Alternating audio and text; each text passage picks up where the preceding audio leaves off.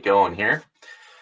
Thank you so much today for joining us for today's webinar, Microplastic and Microbrews, part of the bi-weekly 2021 Art of Resilience Speaker Series. This series is a joint effort between the College of St. Scholastica and the University of Minnesota Duluth Sustainability Offices to bring together campus and community to explore sustainability and equity in a rapidly changing world. I'm one of your hosts, Ryan Erke, Sustainability Facilitator at the College of St. Scholastica. And I'm Jonna Corpy, and I serve as the Sustainability Coordinator for the University of Minnesota Duluth. Before we get started, I'd like to cover a few housekeeping topics. So today's webinar is being recorded. We'll be able to share that out after the event is completed in the next couple of days for your reference and for you to share with anyone else that might find this topic interesting. We also invite you to ask questions and make comments. So if you can put them in either in the Q&A or the chat, and Ryan and I will be asking those after our speakers are finished. And then for format, our guests will be presenting for about 30 to 40 minutes total, and then we'll round out that last portion for Q&A. So as you're thinking of questions, feel free to put them in the chat and we'll get to them at the end. And so then, Ryan, I'll hand it back over to you to introduce our speakers. Thanks, Jonna. Welcome again, everyone. Thank you for being here today. The speakers for the Microplastics and Microbrews program are Dr. Melissa Maurer-Jones, Assistant Professor of Chemistry and Biochemistry at the University of Minnesota Duluth, and Laura Mullen, Co-Founder and VP of Marketing and Outreach at Bent Paddle Brewing here in Duluth. Water is life. But water resources around the world are being impacted by higher and higher rates of pollution, such as microplastics. This not only impacts our daily lives that we depend on clean water to live, but it impacts all of our animal and plant relatives, as well as businesses that make products that are made up of water. To start our talk today, Dr. Melissa Maurer-Jones will be discussing her research on microplastics. I'll hand it off to you, Melissa. Awesome. Thank you so much for the introduction. And I'm just going to get my stuff all sorted here. Of course, you know, we've been doing Zoom for a year, but now my presentation just went hidden from me, so I can't select easily. Let's get there. Alrighty. Everybody can hear me okay? And everybody can see, you're seeing just the regular view, not the presenter view, correct? Yes. Perfect. Great. So I'm excited to tell you about the work that basically I do at the University of Minnesota Duluth, and kind of generally about the science about plastics in our environment and how we can think about the breakdown of plastics in our environment. So I like to start out with this little image of the wave, right, from the famous, like, it's kind of like the Japanese, reminiscent of the Japanese photos or paintings out there from the Japanese artists. But instead you can see there's like these waves of plastic waste. And so when we think about plastic in the environment, I think a lot of us have this kind of viewpoint about plastics in the environment. And really, we use a lot of plastic. So a little chemistry tutorial right now. So we all use plastic. We all hopefully recycle plastic, and we go to recycle our plastic and we look at the bottom of it and it has a number on it. And that number corresponds to the molecule of plastic that it is, the polymer that it is. And so these are the things that we're most familiar with in this range of 1 to 6. And then there's also, we start seeing a lot of things that are 7, which is just every other plastic that isn't these other 6. But essentially, we're familiar with this. We're familiar with interacting with plastics.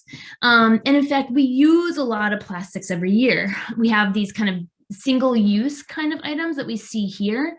But we also have plastics that we use in our environment, or plastics that we use intentionally. Okay, and an example of that would be such as in our electrical cabling.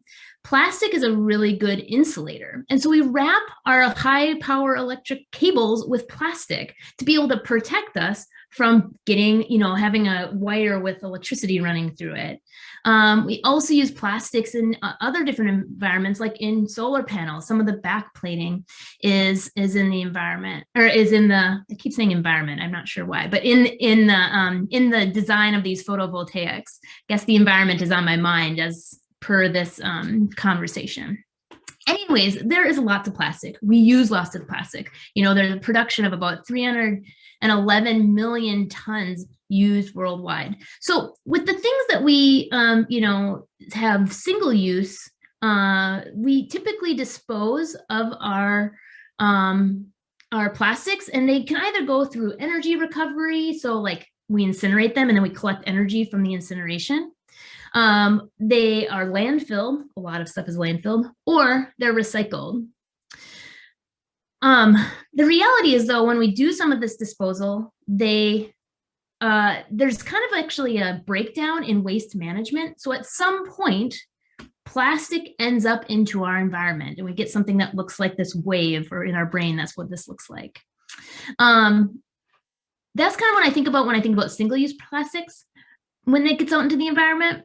But we also have to remember we use plastics intentionally also in the environment, like in this case where we have these electrical cabling and these solar panels and coatings on our cars, which is an epoxy or a plastic coating, in fact.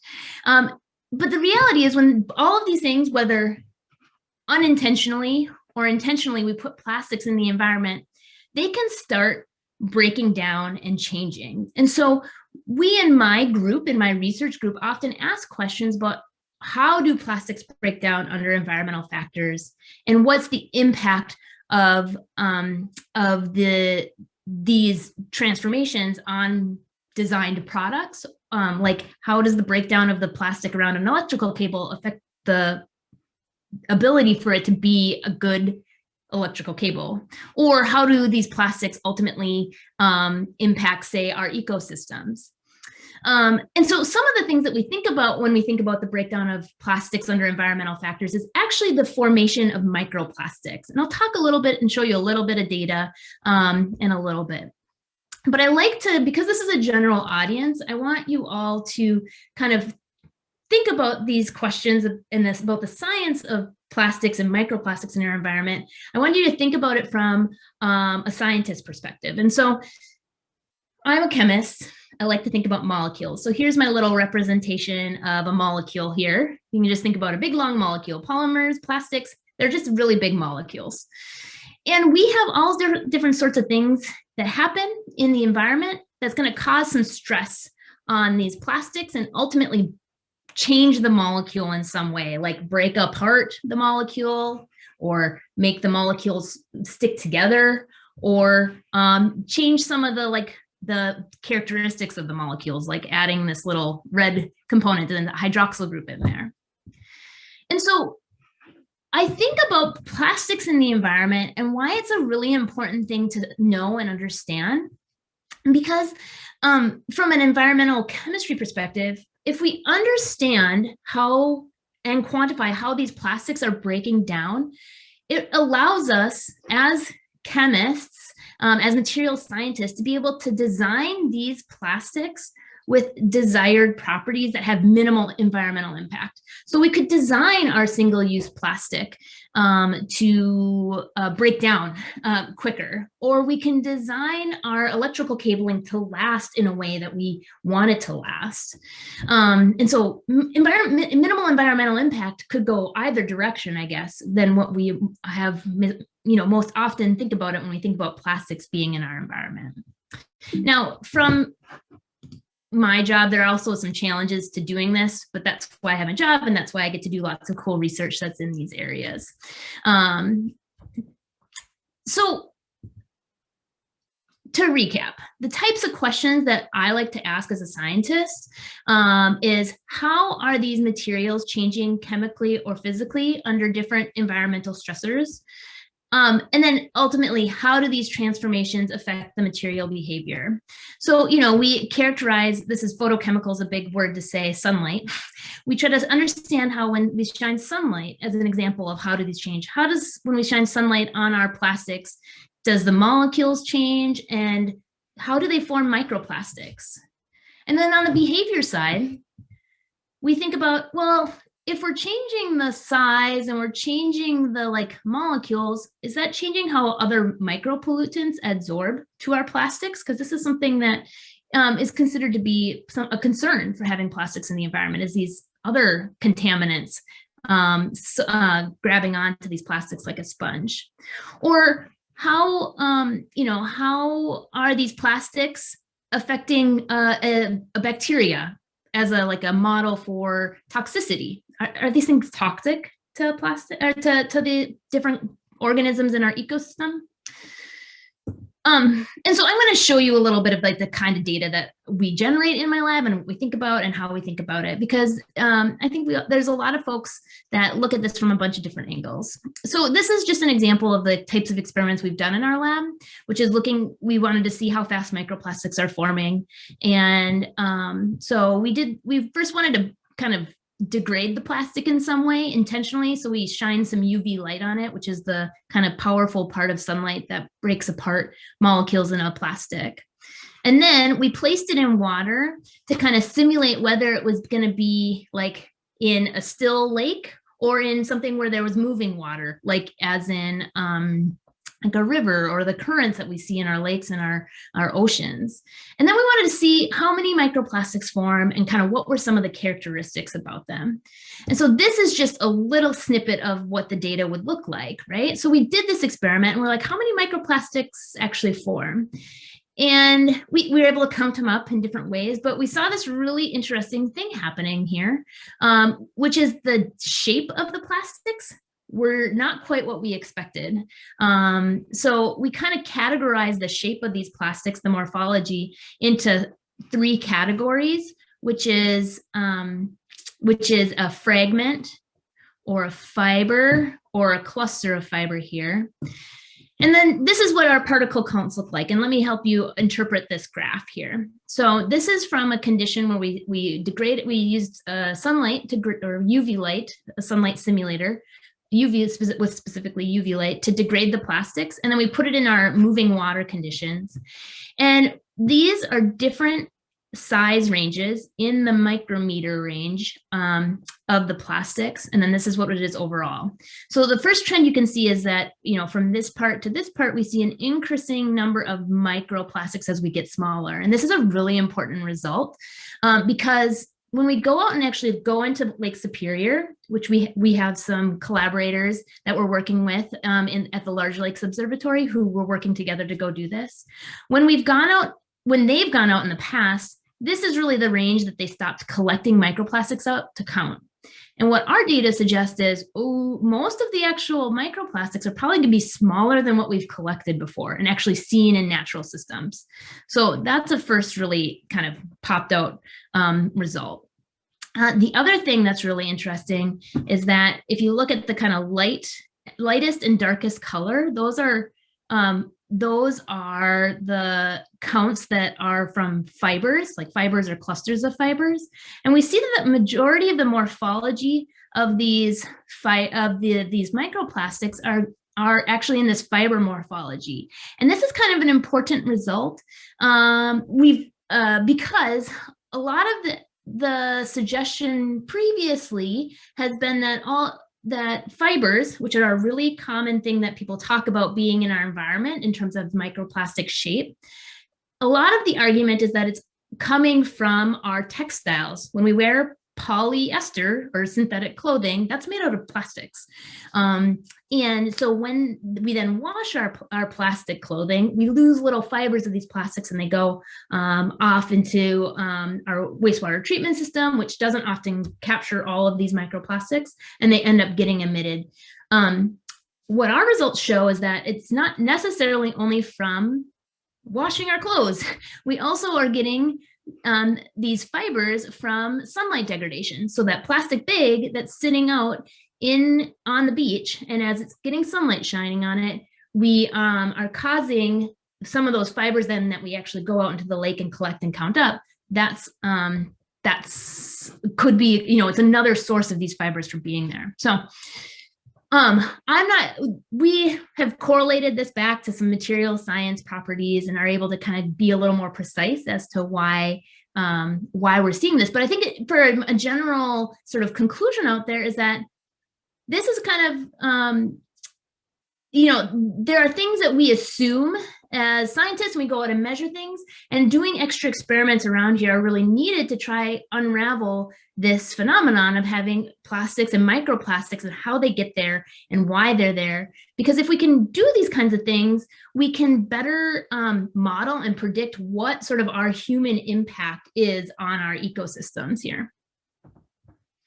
So, as I said, we study a lot of different things. I gave you a sort of flavor for some of the data that might come out of our lab, but and that was kind of in this, how are the materials changing when we put them in the environment? So they're breaking down, they're making smaller particles, they're making fibers.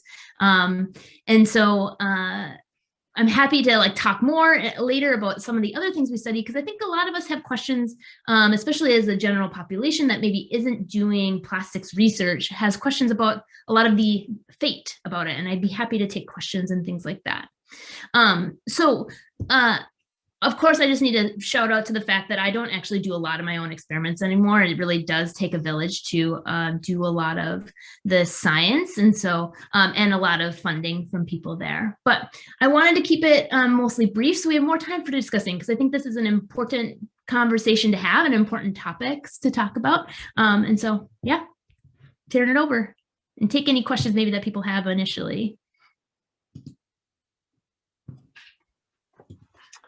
Yeah, so we do have a question that came through, and we'll take maybe one or two here, and then we'll allow for a little bit more further conversation too with Laura to share it. But one of the questions that came up was, are there plastics that you consider worse than others? Are there typical plastics that break down easier, or are more difficult to degrade?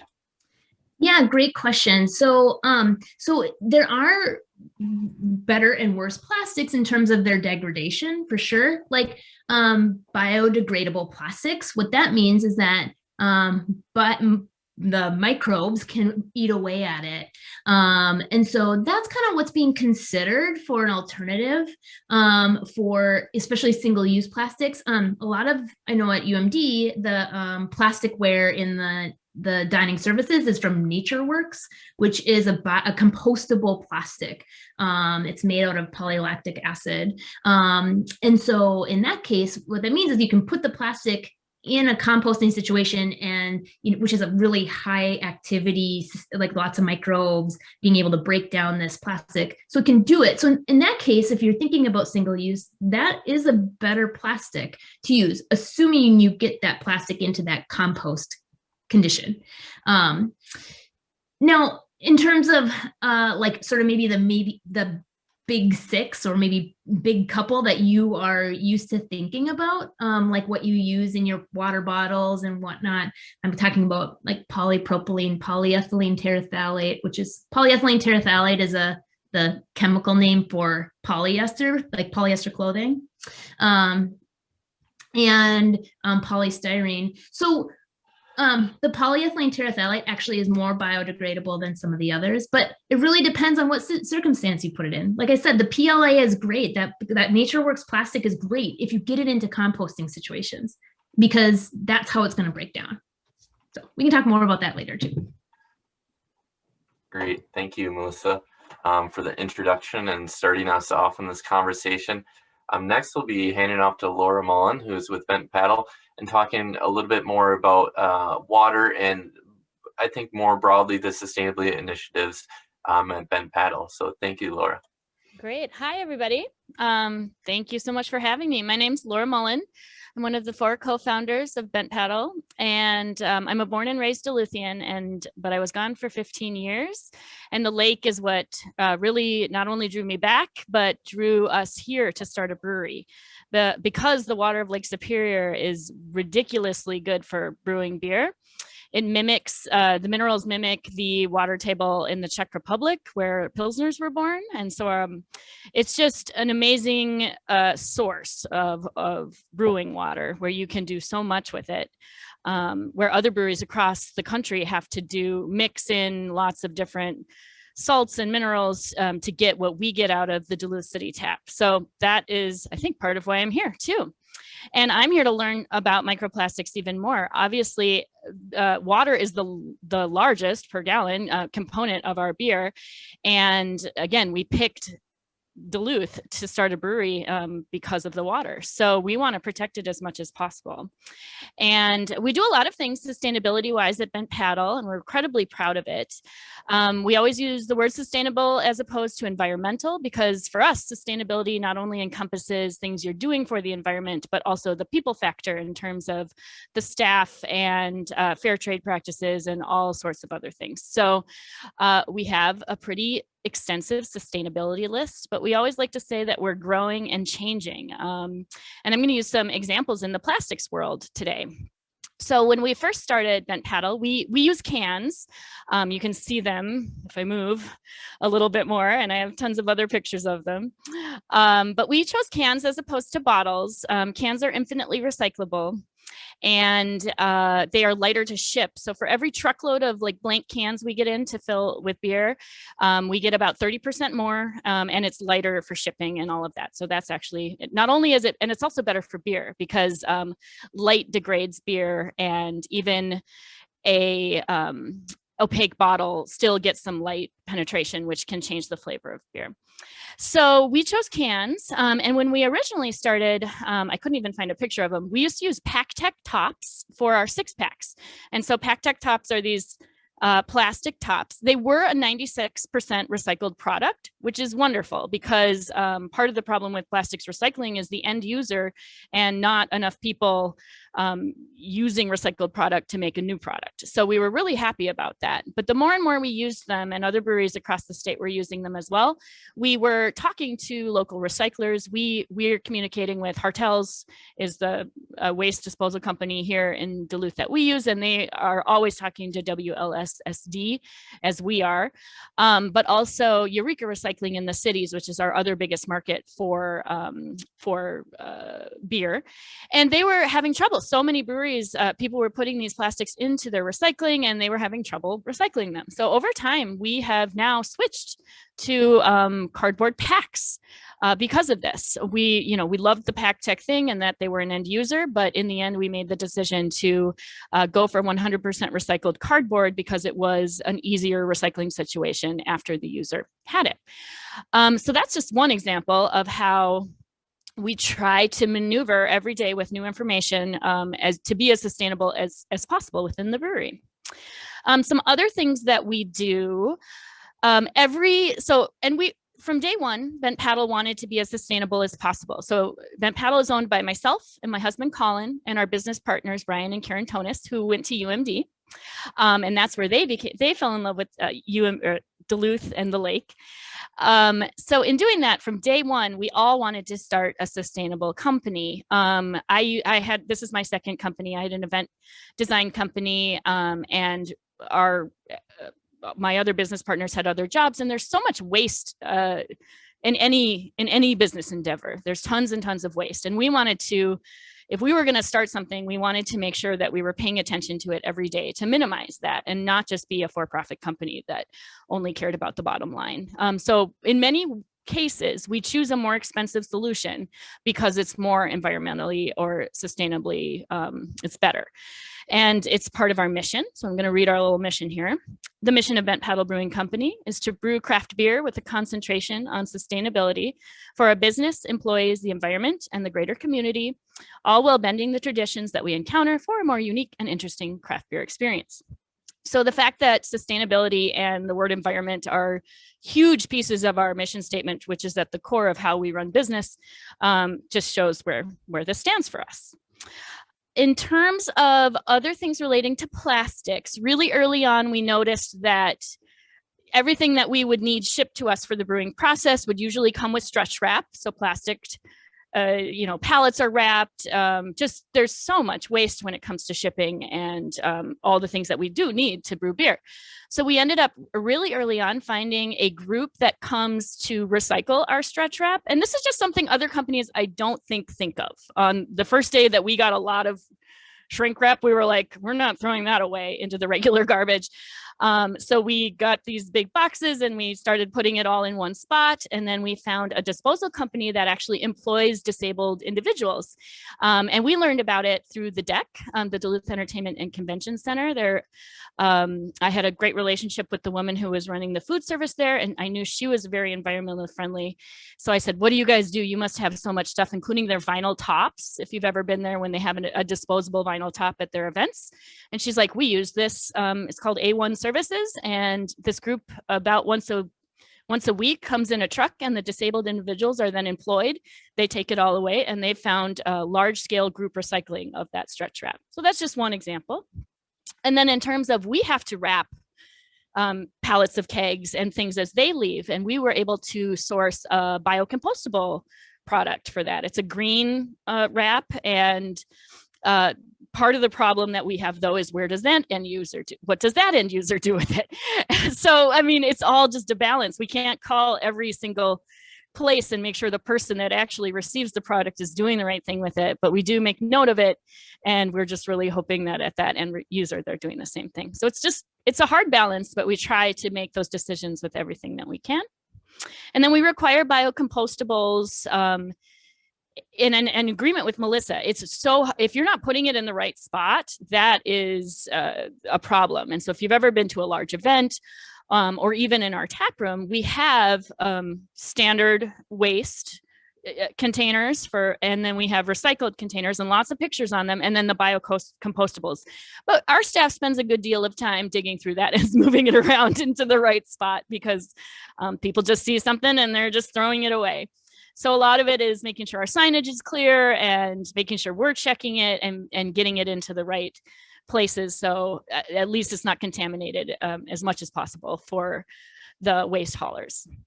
But we do require biocompostables. We don't have a restaurant here, but we have food trucks and food pop-ups. And we've had to do a lot of education with them to be like, we do not allow anything but biocompostable, which can be just paper plates, paper napkins, etc. But the utensils and the little cups and whatnot have to be biocompostable, and we direct them to where they can purchase those directly. So that's fun.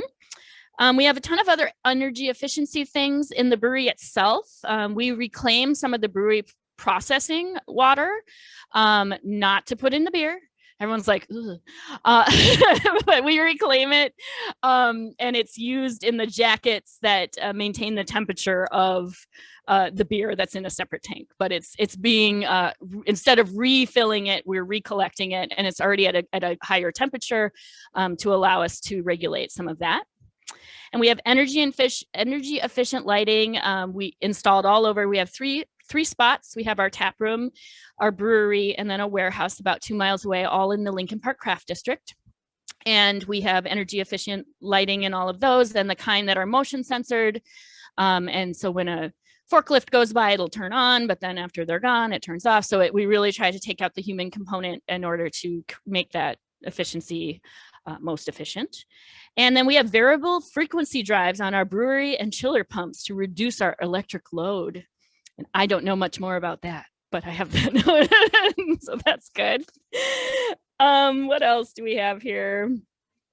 Support for local farmers. And this isn't just Bent Paddle, but beer is made with water, as I discussed, yeast and hops, but the second largest ingredient other than water would be the malts and the grain. And there's different types for different types of beer: dark grains, light grains, Pilsner malts, all these things. But in doing that, after you use, so basically the brewing process is like brewing coffee in some ways. You put the grain in there, you put hot water on it. This is real simplified. The brewers are going to kill me. You put hot water on it, it steeps, and then you obviously it's a liquid product. So you take away the liquid that has then now on the process to becoming delicious beer, but you're left with all of the coffee ground version of grain, and you have to do something with it, and it's an extreme amount of product. So what we do is collect it all. We put it in a silo, which is in the, it's a huge silo. It gets augered over. Huge silo. It can sit there, and then we have a series of farmers that come and they just back up, open it up, all the grain falls out, and it's used for cattle and pig farms all over the region. And it's free for them because it's a waste material for us that we would have to pay to dispose of. Plus, we don't want to just dispose of it. And so it's free for them, and we have that non-cost, but it's also just environmentally friendly, and apparently its content has been analyzed, and it's really good for the animals as well. So that's the spent grain system. In every other fashion, again, we try to use anything that we can to be sustainable, and often that means using a local vendor as well. So whenever we need something new, tap handles, I'll use an example. We don't just go, okay, let's just get everyone just the tap handles from China or whatever is like a common thing. Instead, we really thought through it. We partnered with local manufacturer Lull Designs. They make that really high-end outdoor furniture right here in Duluth, which is amazing. It's the green stuff all over our patio. And they make a plastic sheet, many colors, that is, I wonder if here's a pic. Oh, look. Ooh, it's all this green stuff. It's a plastic sheet that is made from 100% recycled milk jugs, apparently. And it's what our tap handles are made out of. So we had a custom die made with them, and the tap handles are in the shape of a paddle, more or less. And we do all sorts of colors that Lowell has. And then we found a vendor in Minneapolis for the decaling and whatnot. So we get to say that our tap handles are 100% Minnesota made, which is pretty cool and also pretty rare. So anything that we can do, we always start with our neighborhood.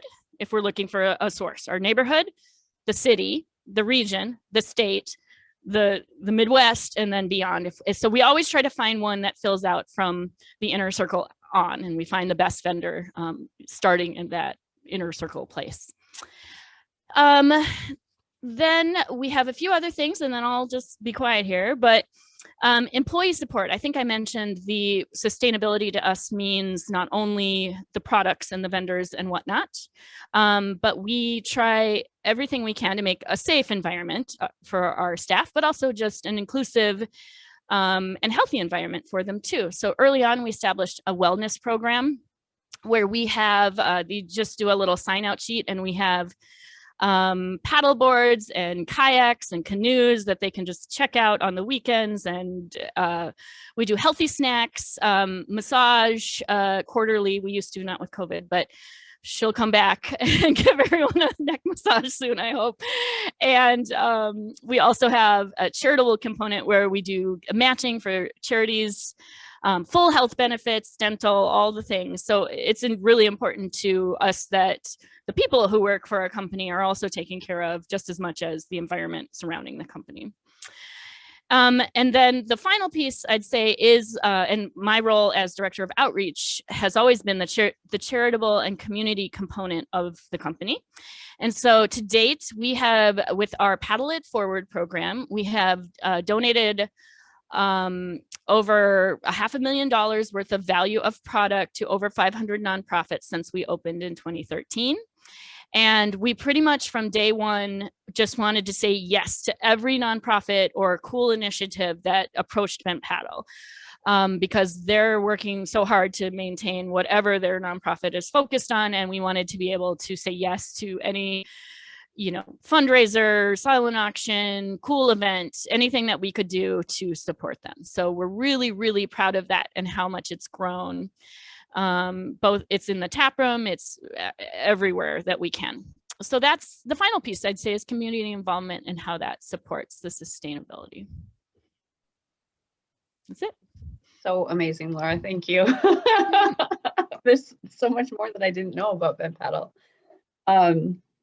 So we've got a question that kind of hits both of your areas of interest from Heather about microplastics in Lake Superior, and Melissa, you just barely started to touch on that, but I guess the piece is how much microplastic is in Lake Superior, and is that affecting the water, and is that affecting the brewing of the beer?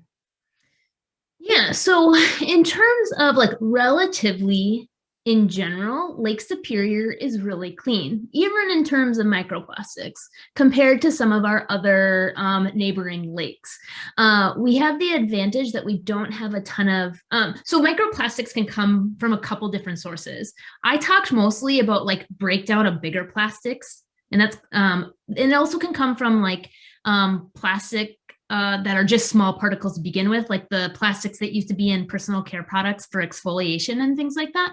Now, those micro beads that are kind of that small are not as common anymore, especially after 2015 when the United States started banning that use of those in the products. And so, so a lot of it is from the secondary breakdown, but this is all to say, a long way to say is we don't quite have as many manufacturing around Lake Superior in the same way some of the places like Lake Erie and whatnot have, that you would get this accidental disposal of small plastic beads into there. Yeah, I mean, we have some industry that does plastics work like in Superior, but it's not quite the same level. So overall, Lake Superior, pretty clean. We still find them though. We just did a cruise on the research vessel, the Blue Heron, this past August. And then my colleague, Dr. Liz Miner, has done cruises on Lake Superior before. And so we were out just a little ways out into the lake. So we would call that near shore.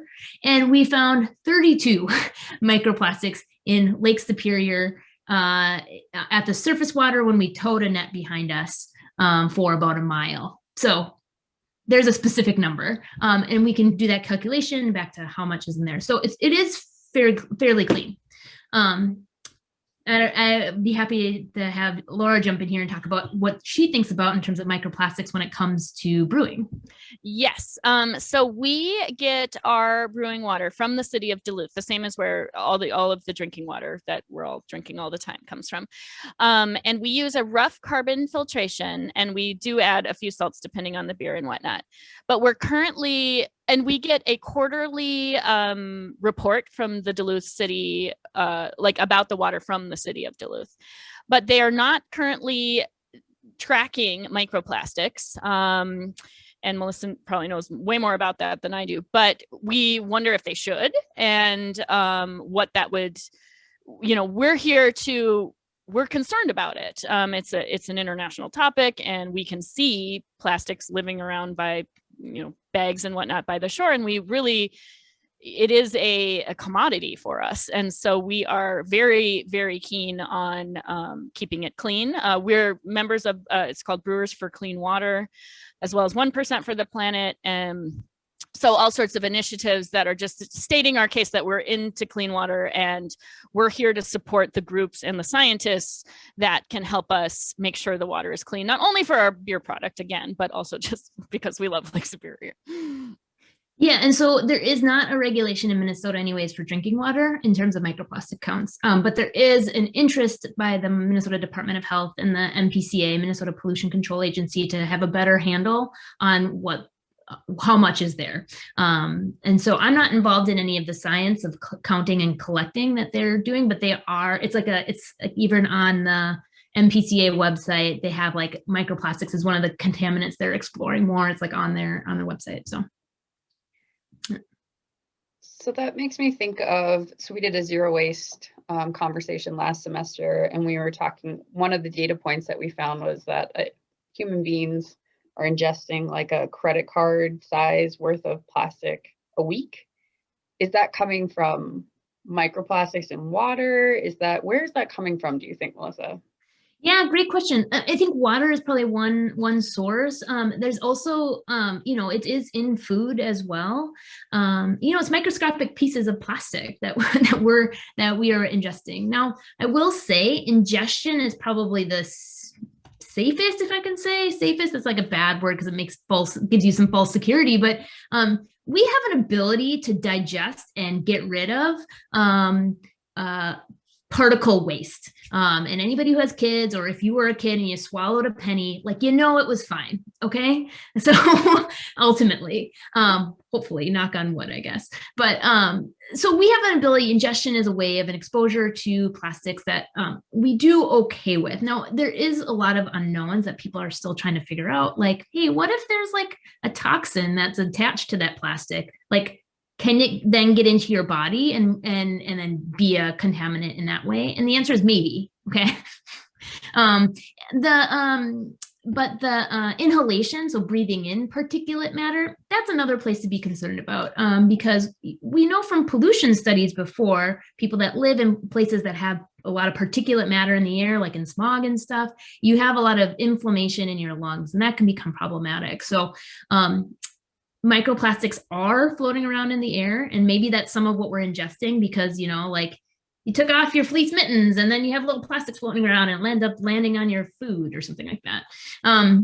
That, you know, like, if you're breathing in high doses of that, perhaps that would be kind of a concern that you would worry about. Probably this is more relevant for folks that are working in the fleece manufacturing route. Like, it's more of a concern for a workplace consideration, not so much taking off your fleece mittens, but. Cool. So another question from Alexandra.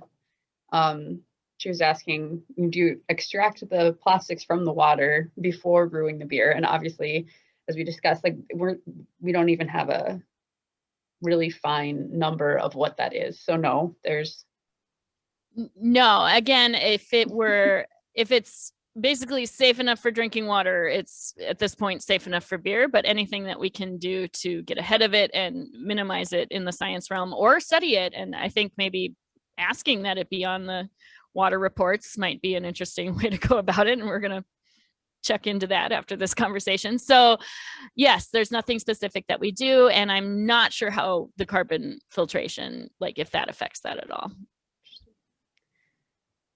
I'm going to get the other one in the Q&A quick, Ryan, if you want to get the one in the chat after that. So this is one for Laura. So you mentioned that grain waste is going to farmers, which is amazing. But what do you do with the wort sludge after fermentation? I don't know, but there's a guy over here I can ask while you guys talk to Melissa or something. Let me go find out. Okay, perfect. Okay, I'm gonna take that here, and so we have a lot of students on the call. Is there things that students can do to support this research that's taking place in the process of kind of figuring out what's going on and how to address any concerns with it? Yeah, so one thing that I think is important is that all of us, not just anybody who has an interest in there's lots of interesting questions to answer that we don't know the answer to yet. So I guess it depends on your field. I'm always looking for students to work in my research lab. So any students around, like, you can hit me up if I can find my email online.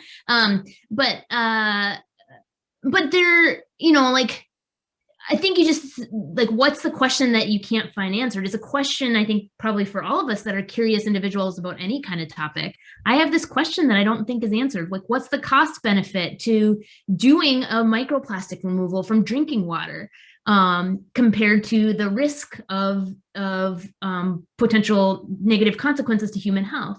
Like, if that question hasn't been answered, probably there's someone out there in the field of, like, in economics who can do a cost benefit analysis to do sort of this calculation. So I think my message for you is just, like, if there's a question that you don't know if it's answered yet, there's a lot of important information out there on the internet. Hopefully it's not behind a paywall, and if it is, like, figure out within your institution how you can get behind the paywall, because a lot of us at, like, so Alaska and UMD can get some subscriptions and stuff.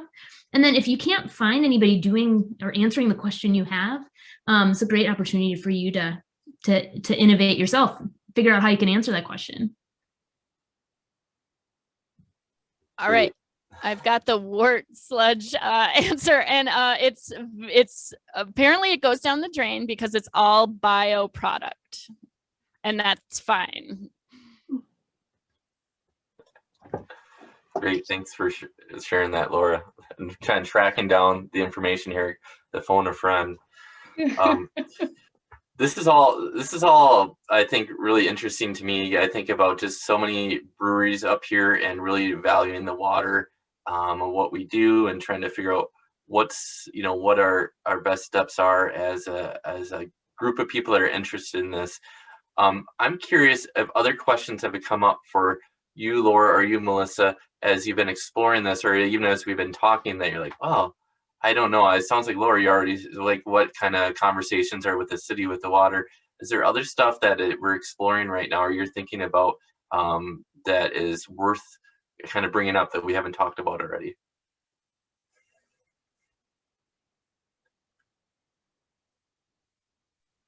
I mean, we're always exploring new things. We're looking into solar, anything that we can do there. But in terms of the water piece, no, not. I think everyone's asked great questions and pretty happy about as Melissa said, being at the top of the Great Lakes chain. It's amazing to have the cleanliness we do in Lake Superior, but let's keep it that way.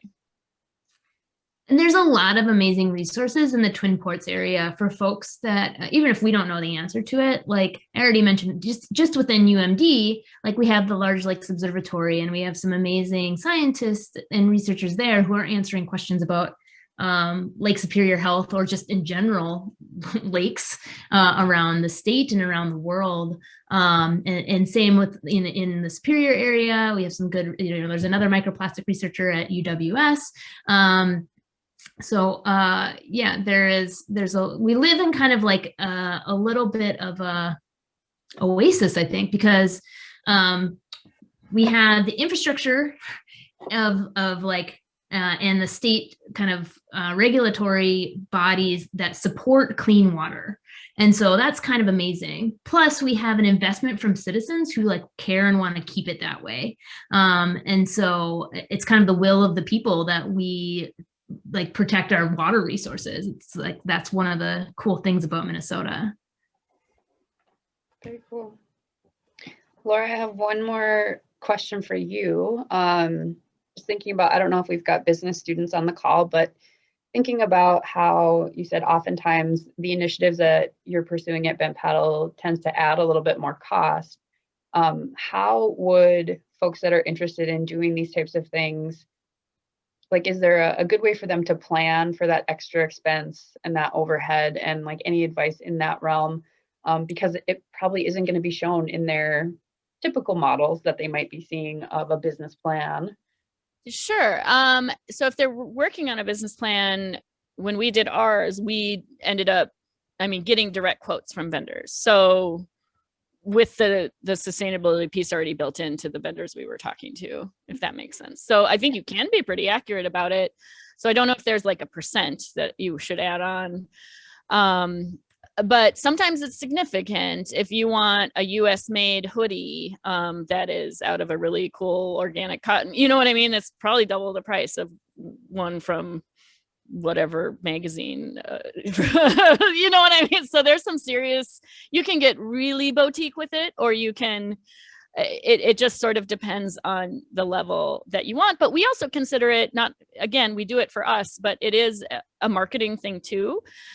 People who want that higher end, nicer hoodie, or the beer that they know they can trust that isn't like destroying the world. It helps us sell product in the end. So it just sort of depends, but it is pretty easy if you're in the planning stage to get direct quotes from sustainable vendors. And as long as you build that in and make it part of part of what you're doing, then it should even out. Awesome. That's awesome.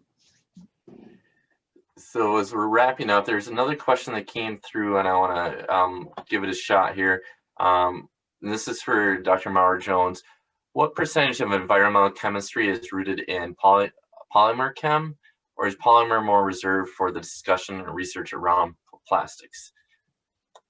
So I'm not sure I quite understand the question, but I'll just say environmental chemistry in general is a giant field. So, and people do environmental chemistry, not just in a chemistry department, there's people in environmental engineering departments that think about this. There's people in oceanography and limnology departments that think about this stuff. In general, the idea of environmental chemistry. Now, plastics in the environment and thinking about environmental chemistry of plastics. people have been thinking about the breakdown of plastics in the environment actually for a while, particularly the material scientists who are like, I want to design that kiddie pool to last a season and a half, not just a season, or maybe I want it only to last a season so I can make you buy a new one, right? So people and manufacturers have been thinking about the breakdown of plastics because they want to design a product for the product to work the way we want it to. Okay. In terms of like the standpoint, in terms of the like environmental, like more from an environmental science perspective, that's kind of something that's happened in the last 5 years. I would say it's kind of a hot topic right now, but it's the reality is, and luckily for me in my job, because I'm only been here 5 years in my tenure track job, is that there's lots of questions still left to ask about it. And so there's there's space for me to build a career off of asking these questions. But in terms of like what percentage of people do environmental chemistry on plastics, I have no idea. I could not even answer that question. A lot right now, but we also look at other contaminants too. Like what about, sunscreens, or what about, PCBs, or, there's entire disciplines of environmental chemistry that study totally different things. And I'm not even just talking about water here. Like what if you're an environmental chemist who studies soil or air? Those are whole different areas of environmental chemistry. So lots of ways to plug in and be invested in the science of what's happening in our environment. I'm going to jump in on just something Melissa said about the kiddie pool thing. And I see in the chat, Becky Smith said, is there anything students can do to support the research and process? But beyond that, and sort of what I was just talking about, is everyone on this call and everyone could be, I think one thing that we could all do is not support planned obsolescence, which is sort of what Melissa talked about with the kiddie pool. All of the things that Americans everywhere, but consume are, it's a vacuum cleaner that was cheap, but it's going to die in a year, versus the really well-made one that's 4 times the cost, but it'll last 10 years. And so anything that we can be doing in our purchasing life that is a more high quality product will help this. And if everyone, probably the people on the call already know this, but if you're not buying tons of tchotchkes and plastic things, then the demand for those will go down over time and people will start making higher quality product. And that's just a really great daily way that everyone can help. Absolutely. And I lied. I have one more question for you, Laura. Going back to local sourcing for things, because at UMD, we have looked at our food sourcing from just like our dining center side. And we produce a lot of food. We feed a lot of people all throughout the year. And we have a really hard time getting locally sourced things in enough of a volume on enough regular basis to provide. So I think our local sourcing local and or organic is less than, it's maybe like 1.5% of our overall purchasing. And so just curious, like in terms of your hops and your grains, are you getting those from Minnesota? I know that there's some hops being started in Minnesota. Like where are those things coming from? And like, is it a matter of there's just not local producers, or there are, or what's that landscape look like? Oh, it's actually really cool. So the largest for malt, for grain, the largest company for all of the US for craft brewers is called BSG, and they're in Shakopee, Minnesota. And that is because a lot of the grain produced for the base malt, especially for beer, is produced in the Midwest, which is great. That's just natural. Like we didn't find them randomly, that everyone knows them. So that's pretty neat. And then in terms of hops, most hops come from Washington State and Oregon, especially the Yakima Valley in Washington. And that's just because of where they are in the world. It is the perfect growing climate for hops, and they grow like so tall. And when they're harvesting them, my husband and our business partner Brian flew in for harvest one year, and you get out of the plane and the whole town smells like hops, to the point 3 days in, they were kind of over it. And so that is a US product, obviously. But there's different types. There's different types of malts and hops. There's English hops. We use different ones depending on the beer too. Generally though, the vast majority are US. The vast majority of the heaviest product is grain, and that's coming from the Midwest in Minnesota. And they are doing there are hops grown around here locally. So there's one in Brewing, Wisconsin, for example, and they're trying it, I think, down at the Maine U too, of like hop production. But we always like to say like one batch of bent hop would take out their whole field. So it's like just a bulk issue at this point. And it's really fun to use those artisanal hops, we call them, from locally produced things in like smaller scale pilot batches, or in a randle, which is a fresh hop you put beer through right on site. But in general, it's just like a bulk quantity thing. And we also use pelletized hops, which is a process that not many of the local artisan producers can do. So it looks like rabbit food in the end. It's like compressed. The hops are compressed, and that's what's better for brewing. Cool. Great. Well, this has been a wonderful conversation. I want to thank everyone who's joined us today for our webinar. Melissa and Laura, especially thank you for sharing your insight and expertise with us today. I'm going to put up our info here. If you have any additional questions or would like to connect directly with CSS or the University of Minnesota Duluth Sustainability offices, please reach out via the emails listed on the screen, or you can contact us through our social media channels. Please also consider joining us for our next Art of Resilience program, Centering Justice and Equity and Sustainability. That'll be held Wednesday, March 3rd at 1 p.m. Our presenter, Kaya Schlagen, is a junior at the University of Minnesota Duluth, and she's been researching and writing about these topics in her role with the University of Minnesota Duluth Sustainability Office.